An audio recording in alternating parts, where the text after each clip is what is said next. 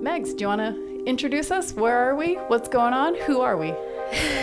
So we're actually no clue which city we are in. That's what happened in the Grand Tour. You get lost in the days and the cities where you're at. You don't want to get embarrassed when they ask you which city the race starts and you have no clue. That happened last year anyway. Now we just finished stage 4, so we're halfway through. Not in days, but in stages. But normally I'm podcasting with Clara, my dear Quebec friend. And sadly, she had to leave us. She felt a little bit sick, and yeah, it's better not to dig yourself into a hole and finish your season on a bad note. So she's preparing for her next goal now, and I am joined by my twin, the one and only roommate from the room 215. Yes, I'm Noemi Rüegg, and I'm really excited to be here and do the podcast with you. Yeah. Noemi, what is Mags doing right now as we're podcasting? Mags is doing some stretching, which is actually really impressive because she does it every single day. I remember we shared a lot of rooms already together, but last time was in training camp in Spain, where we prepared for this Tour de France, and she did it every single evening, and I felt like, I have to do it as well. So I started it as well, did it for 2 days when I was back home, and then stopped doing it again. Classic. Yeah, and she reminded me to take my supplements, which I always forget to take. And the day that I left from the camp, I stopped. So we're a good influence on each other when we're together. Yeah. Yes, exactly. Yeah. You need to work out some sort of system for when you're away from each other and not rooming together. Yeah, we should. Maybe we should FaceTime more. Yeah, exactly. Yeah. Just thought about that. Yeah. Make some weekly FaceTime calls. Yeah, maybe daily because... Yeah, true. During your stretching. Yeah. Because it's clear you two work very well together, not just from the beginning of the season when you took the 2 wins in our first 2 races of the team's history, but also today on stage 4 on the climbs. It was the 2 of you and Kristen, and you both worked incredibly well. Tell us a little bit about today. We left the Netherlands, and I think we're in Belgium now. Yeah, actually, I'm not even sure which country in Belgium, we are in. Because Bastogne-Liège is Belgium. Yeah, the French part of Belgium. Yeah. So yeah, we're in today was kind of like an Ardennes race. We did Amstel Gold Race and Liège-Bastogne-Liège in one day, which was, kind of ironic, but really cool. They should have added Flèche. It was not that far. We looked. But yeah, it was a hard day. We started with the Amstel Gold Race lap, and yeah, the goal was to be like well positioned, and Noemi was looking at brakes. She did a great job. Making sure we weren't in a bad position with a brake ahead, and then all the way to the Liège-Bastogne-Liège course, and the group just kept getting smaller and smaller at every climb, and the climb before La Redoute was a big Monteur was the name of the climb, was a big key point. The group got quite smaller just before La Redoute, and then in La Redoute was quite full gas, and we made it, the 3 of us on the top. And did the 3 of you always know that the others were there? How did that work, and was that kind of the plan? How did things unfold, Noemi? Yeah, I think we actually always knew where the others were, because Max is also really good in positioning, so she's actually always in front of the group, so I could always see her being there. And then Kristen, you cannot unsee her as well. So a beautiful jersey. Exactly. And bike. And her shiny bike. Yeah. Sometimes actually you just have to look, at the bike, and then you see, it's Kristen. Okay, you don't even have to look. Thanks to her new gold stars. Yeah. So we were there with the 3 of us, and actually I think our teamwork was amazing. Also, Max tried a few times to go away. Also, really strong attack on the last steep climb where she got away. But then, unfortunately, the others caught her back, and then Demi went away with 2 others. But yeah, we were then in the chasing group with 12 other girls, and I think we were the only team who had 3 in this group, and I think that showed our strength of our team. And yeah, Kristen and Max did an amazing job trying to close this gap for me and trying to sprint for me in the end. But yeah, unfortunately we didn't make it back, but I could still sprint for a 5th place, which I'm really happy about. And yeah, I think our teamwork was really amazing. We were so strong. Talk a bit about that teamwork. How, because I know you have radios obviously, and I know you can kind of see each other, but it's not just the 3 of you. You were in a group of, several 15, other riders too, of 15 or so. So how do you communicate? And there were times when we'd see on the screen that, one of you was at the front and one of you was in the middle and one was in the back of the pack. So how were you kind of just thinking, oh, I know Noemi's likely to do this, or Kristen tends to do that, or Mags usually does this? Were you just kind of going off of instinct? Were you communicating? How did you know what to do and when to do? Well, we had Carmen in the radio as well, but it was also a lot of instinct. We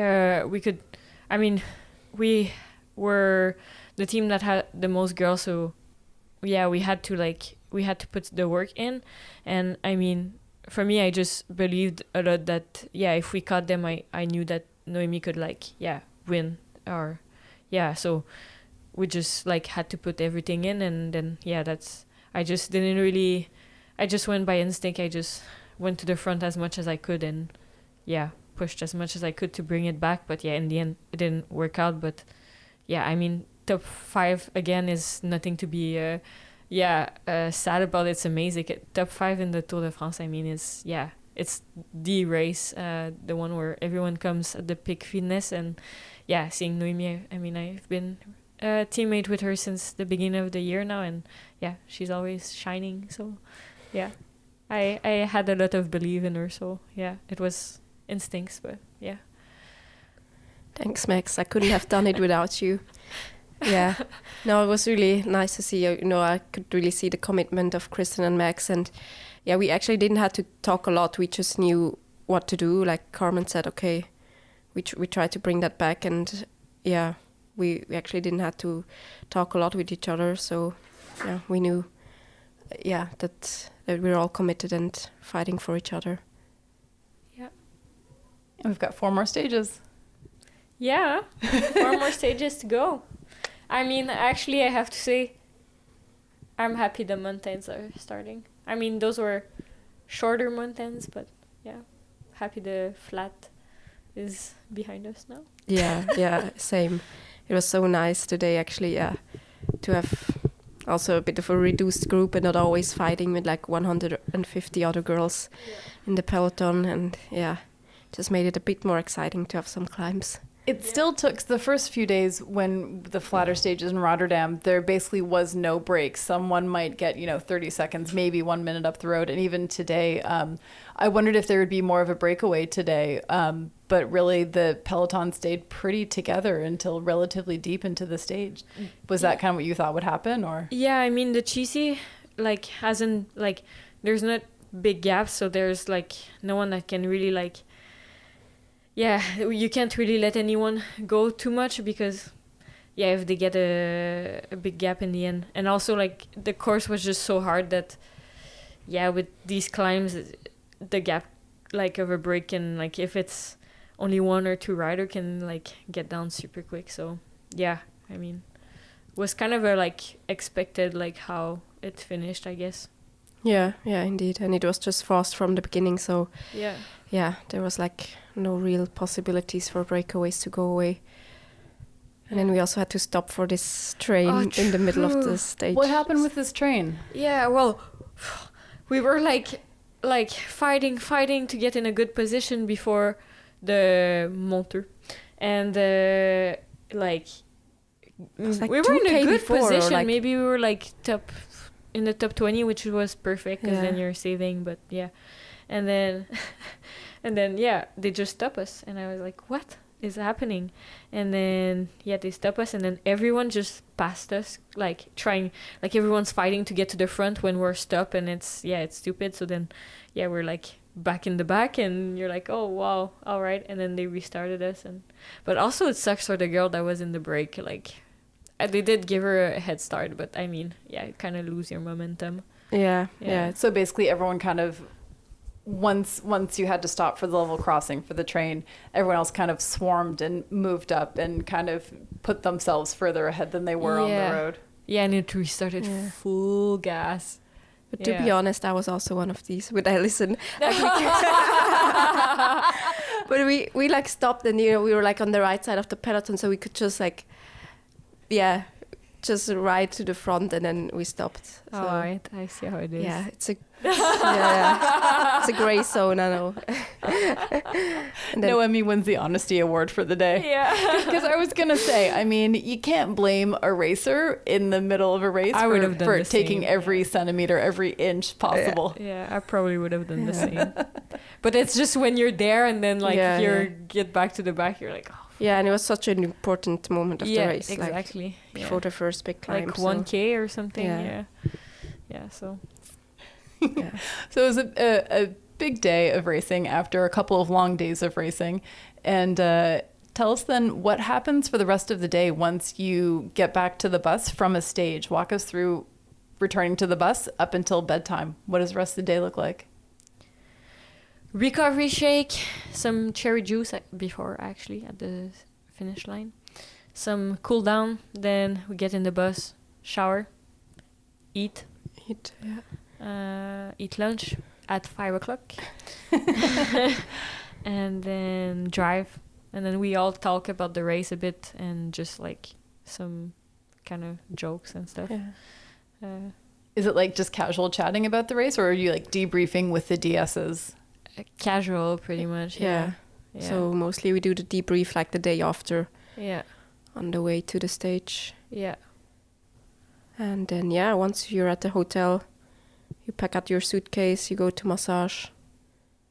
Do some stretching. Do a podcast. Yeah. And then, it's almost dinner time. Yeah, dinner and then bed, pretty much.